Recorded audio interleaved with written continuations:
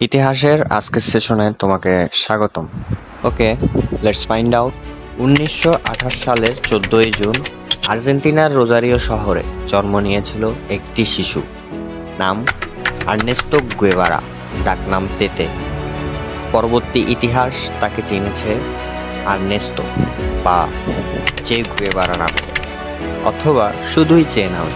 কোনো এক কারণে আর্জেন্টিনার শহর রোজারিও থেকে রাজধানী বুয়েনোস এয়ার্সে চলে এসেছিল গুয়েভারা পরিবার। আর্নেস্তো তখন ডাক্তারি পড়ছিলেন।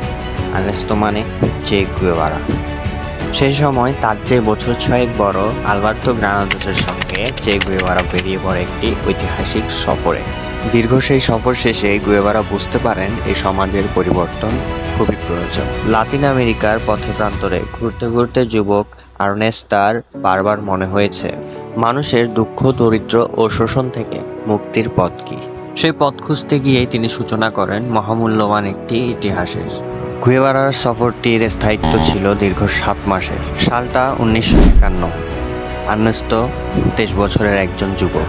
পুরাতন একটি মোটরসাইকেল নিয়েই বেরিয়ে গেল দুজন সফর সঙ্গী। কিন্তু দুর্ভাগ্যের বিষয় হচ্ছে তার মোটরসাইকেলটি তার সফর সঙ্গী হিসেবে বেশি দূর টিকতে পারেনি। মোটরসাইকেলটির স্থায়িত্ব ছিল আর্জেন্টিনা থেকে চিলি পর্যন্তই।